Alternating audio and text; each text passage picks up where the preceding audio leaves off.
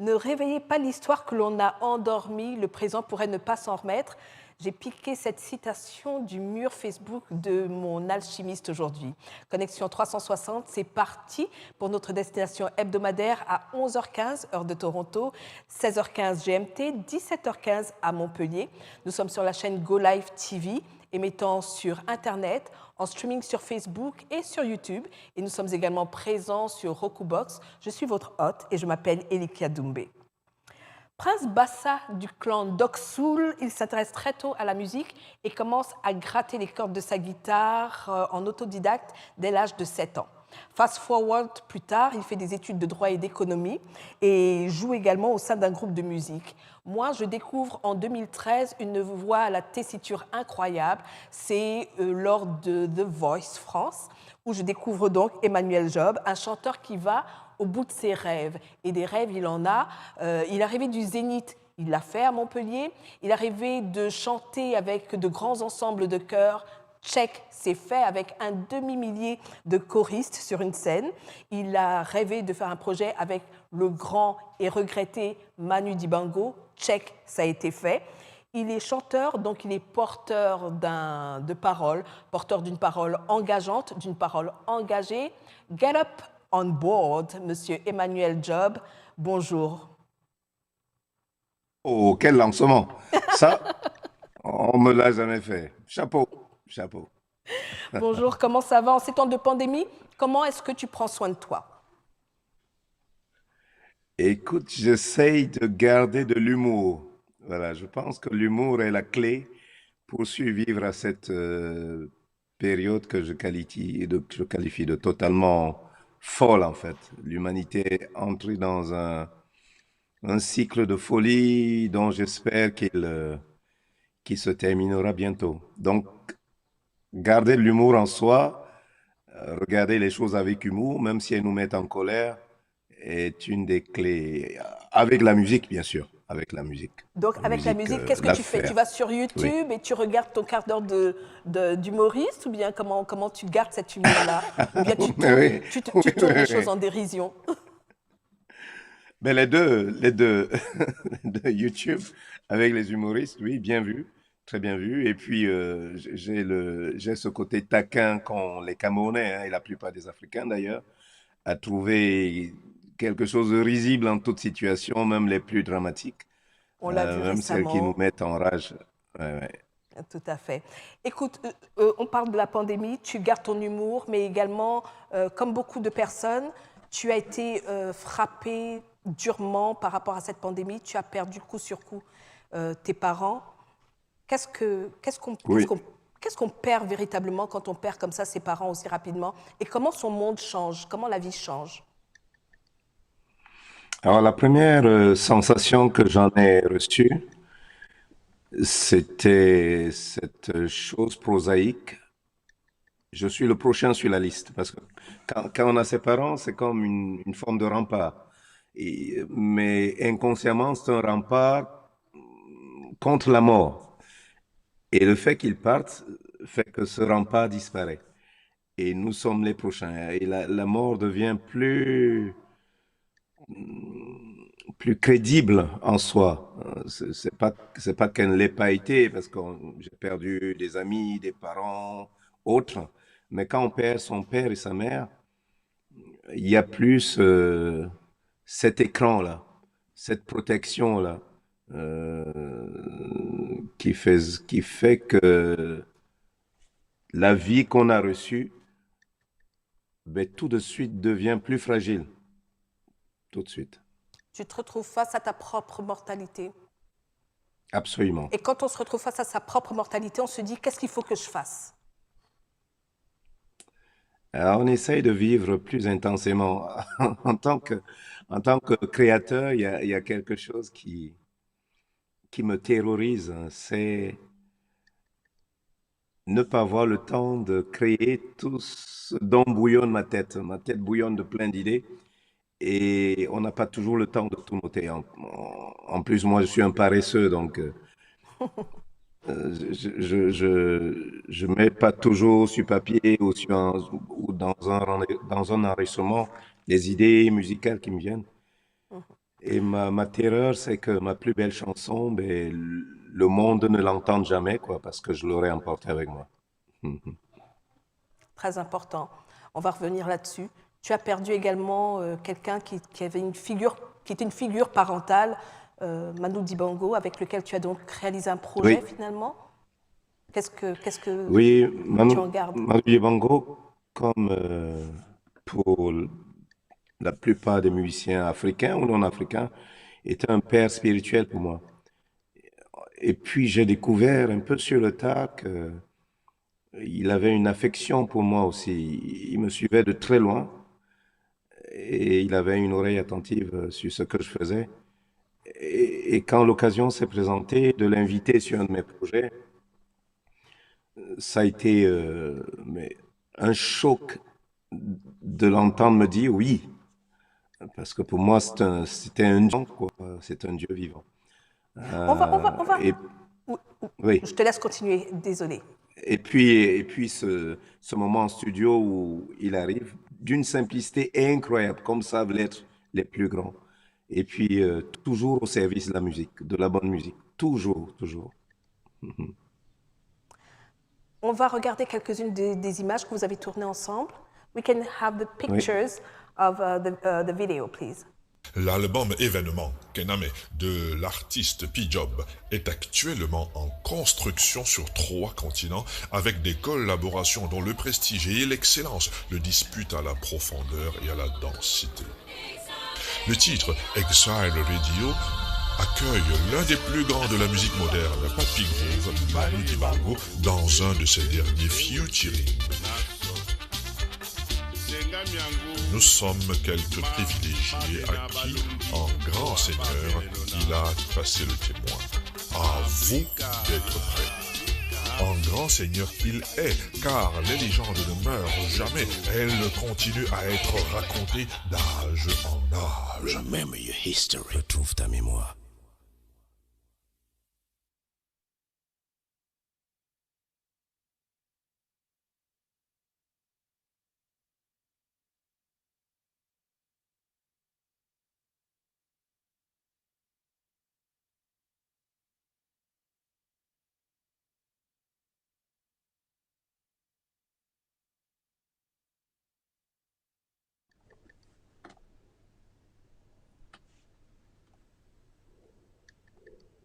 Emmanuel, Ah, les oui, je légendes, t'entends. les légendes, elles ne meurent jamais. Elles ne meurent jamais. Au contraire, elles continuent à vivre. Elles vivent de façon encore plus grande. Justement, elles deviennent des légendes. Elles deviennent de plus grandes légendes. Et ça, c'est une légende pas seulement camerounaise, pas seulement africaine, mais c'est une légende mondiale. C'est C'est un patrimoine vraiment, mondial.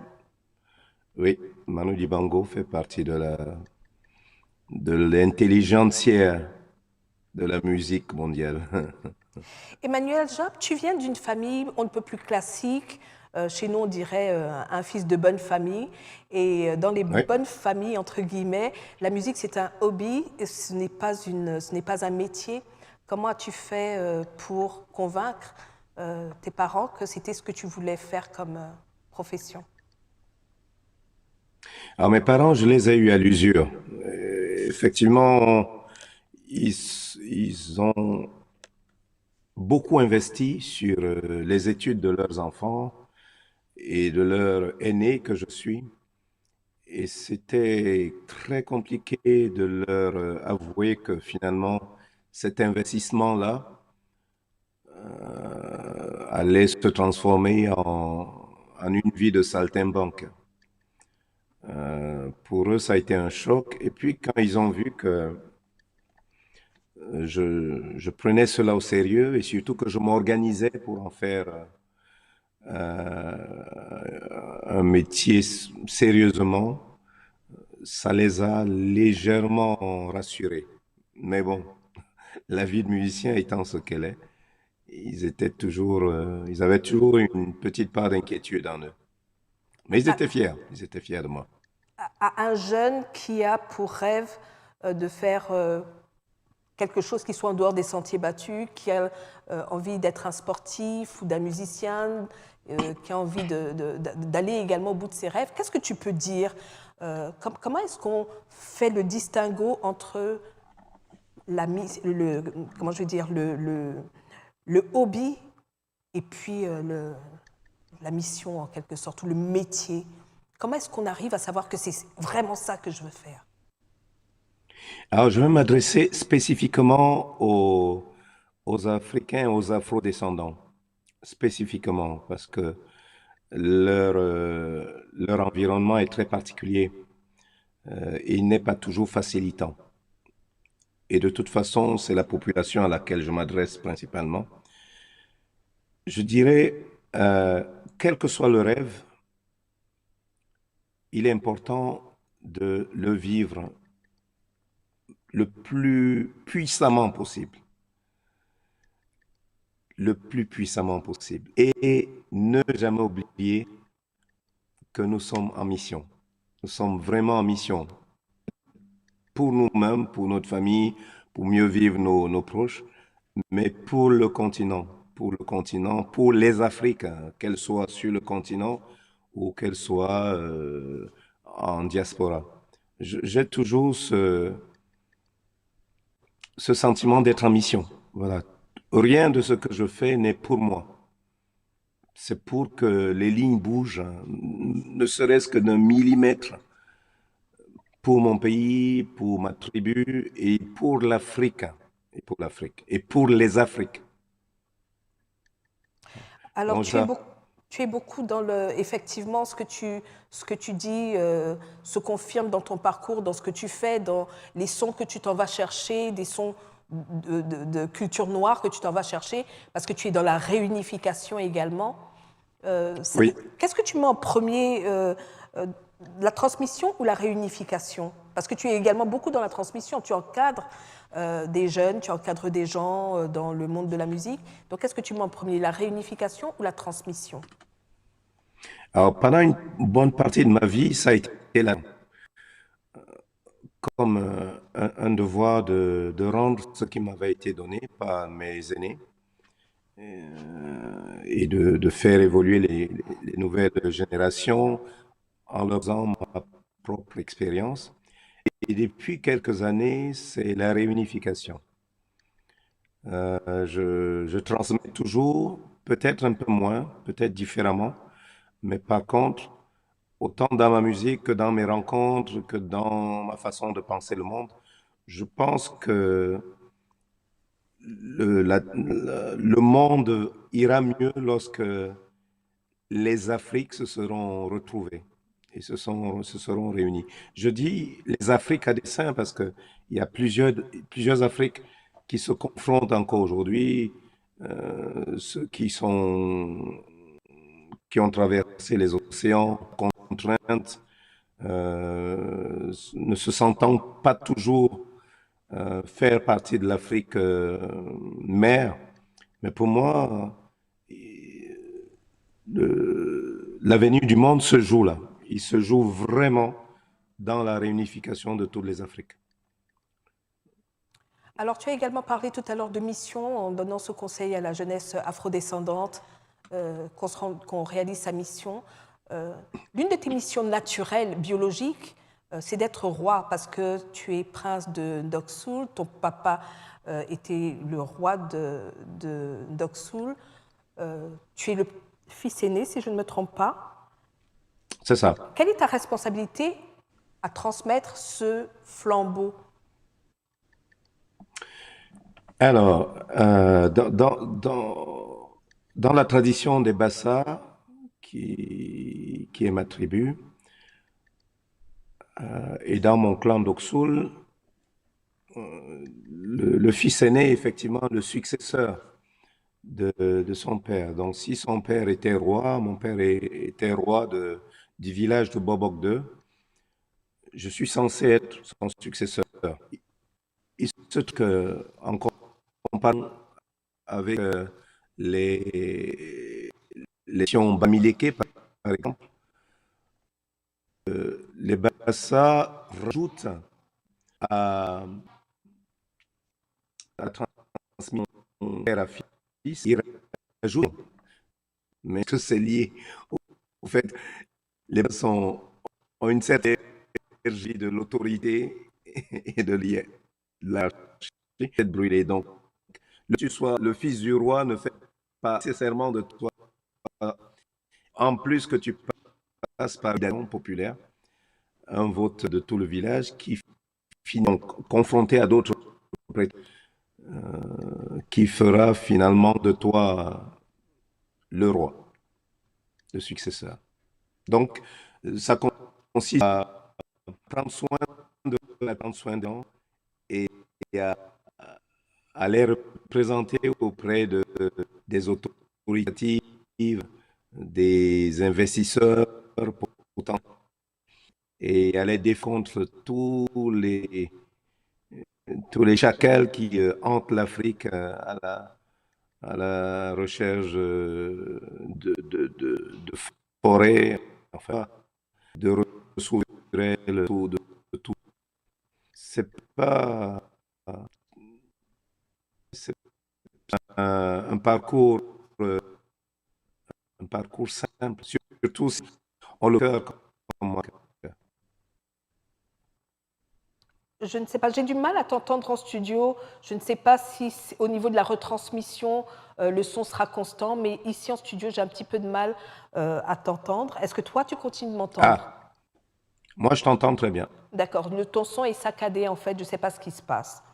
Donc j'ai eu du Ça mal, doit être la désolé. connexion. Pardon? Ça doit être la connexion. Encore la technologie. Écoute, malgré tout, on va avancer. J'espère qu'au niveau de la retransmission, le son passe correctement.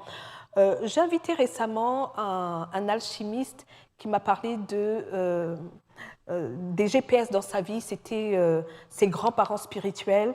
As-tu l'équivalent dans ton parcours? As-tu des personnes dans ton parcours qui sont ces GPS-là? Et quelles sont les leçons de vie que tu as apprises de ces personnes?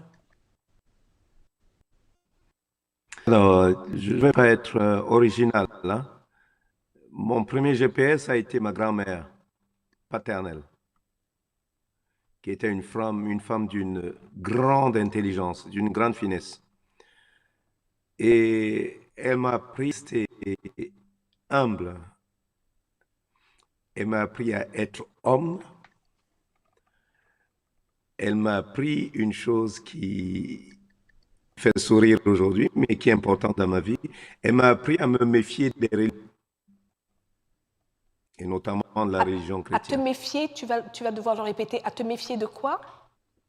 Des religions. Ok. C'est une anecdote. Nous allions au culte, nous étions de tradition protestante, enfin je l'étais. Et je m'asseyais toujours à côté d'elle. Alors à un moment, elle me disait, regarde tous ces gens, regarde ces hypocrites-là. Et j'avais 10 ans à l'époque, je ne comprenais pas ce qu'elle disait.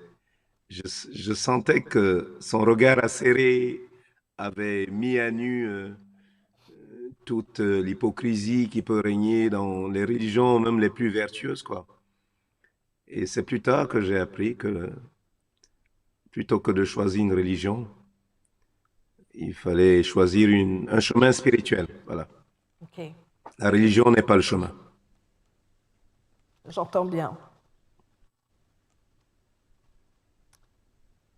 Et donc, la plus grande leçon, c'est l'humilité, c'est ça qu'on doit retenir, l'humilité. L'humilité et savoir prendre sa place dans la société. Savoir prendre. Comment on la prend, cette place? Comment est-ce qu'on fait? Parce qu'il y a des gens qui vont la prendre en glissant des pots de banane ou en se laissant corrompre, en sortant de leur intégrité. Comment est-ce qu'on prend cette place dans la société? Alors là aussi, elle avait une démarche très pédagogique. Le nom qu'on m'a donné est le nom de son défunt mari.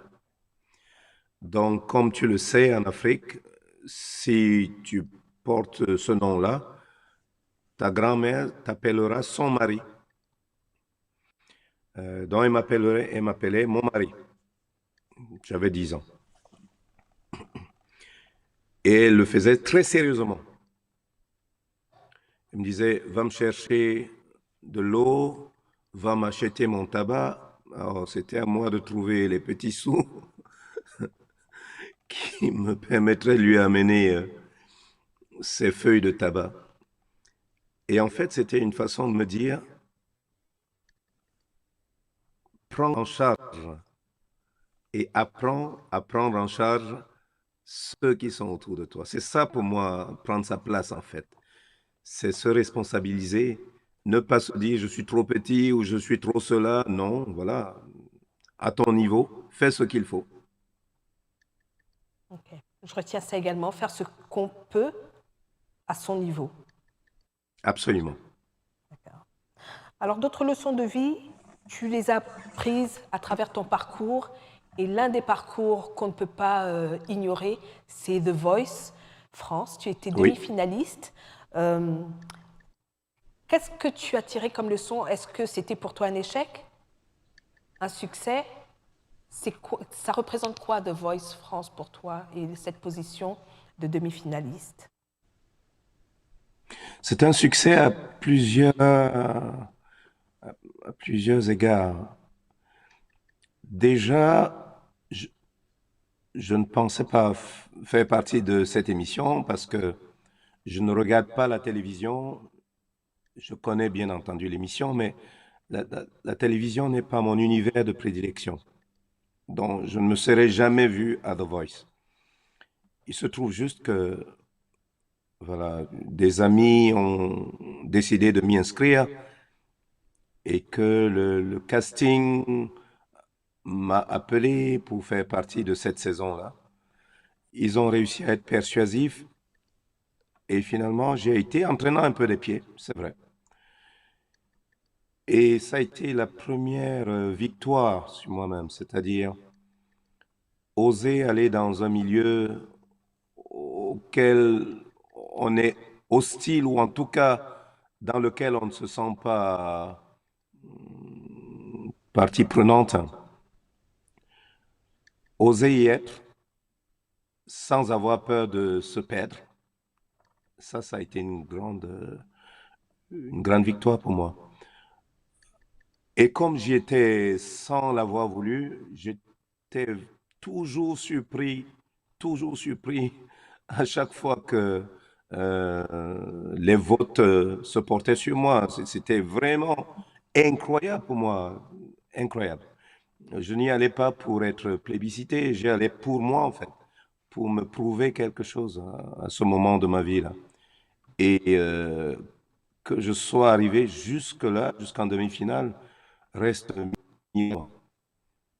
Vraiment, ça reste un mystère. D'accord. Alors la leçon pour moi que j'en tire, c'est que quelle que soit l'opportunité qui se présente et quelle que soit la réticence qu'on a à affronter certains milieux ou certaines personnes, y aller quand même, affronter quand même aller au-dessus de cette résistance et saisir l'opportunité malgré tout. Absolument, parce que c'est la meilleure façon de tester qu'on reste soi-même. Voilà. Rester soi-même dans un milieu facilitant, c'est pas compliqué.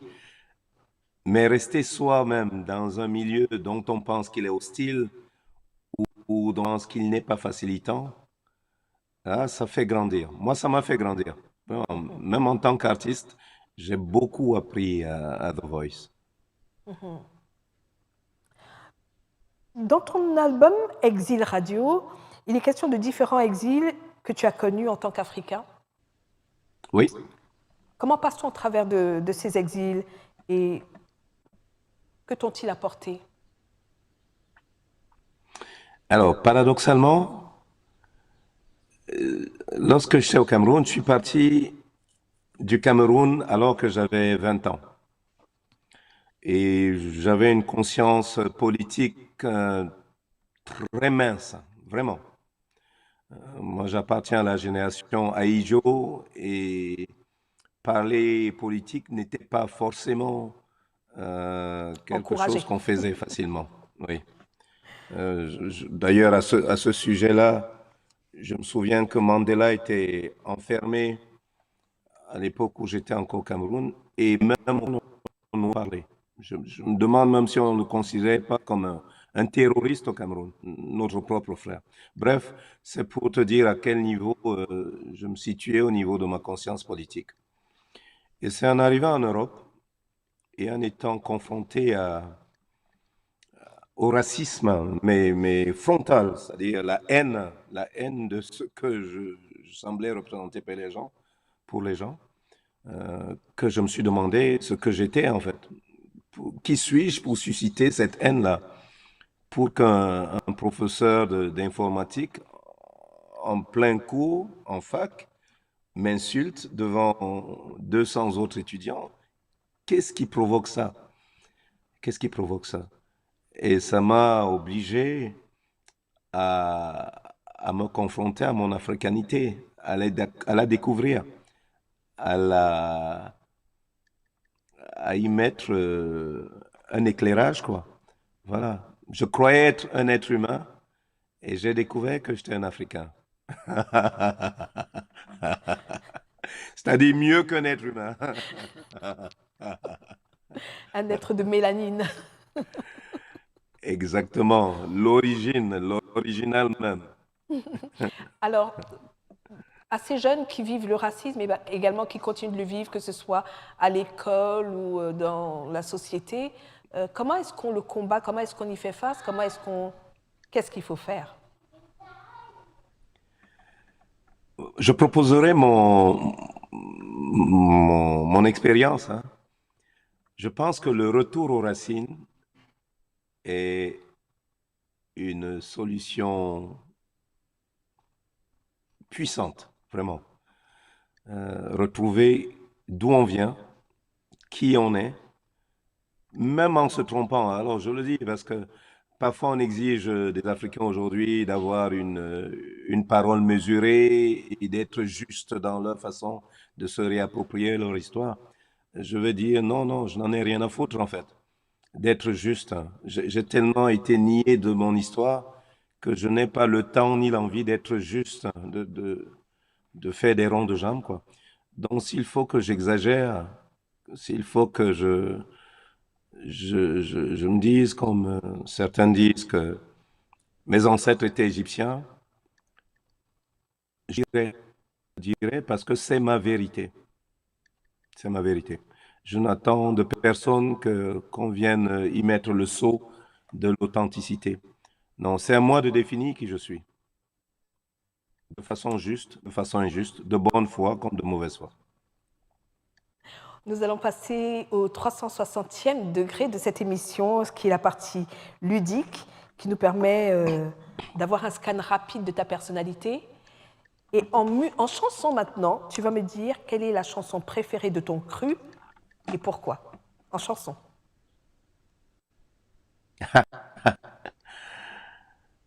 Oh là, il y en a tellement.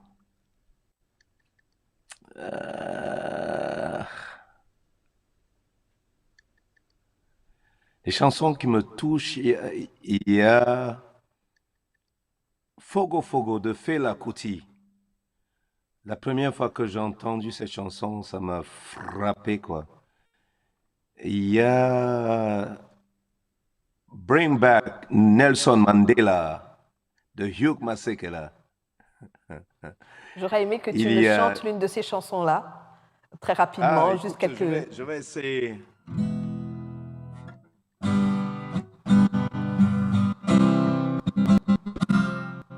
Back Nelson Mandela, bring him back home to Soweto.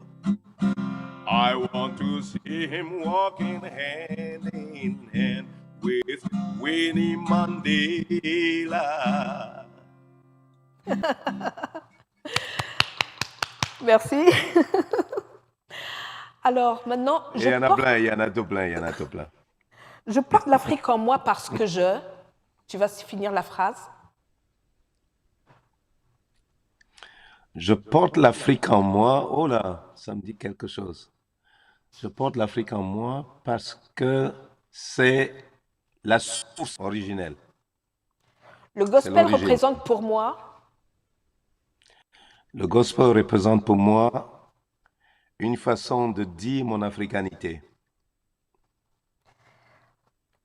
quand Manu me dit oui, je me dis Quand Manu Dibango me dit oui, je me dis, c'est pas possible, hein. C'est pas possible. mon bien le plus précieux c'est. Oh, ça, c'est le genre de déclaration qui change suivant les jours, hein. Mon bien le plus précieux, c'est ma vie. C'est ma vie. Ce que les gens ne savent pas de moi, c'est que je. Ce que les gens ne savent pas de moi,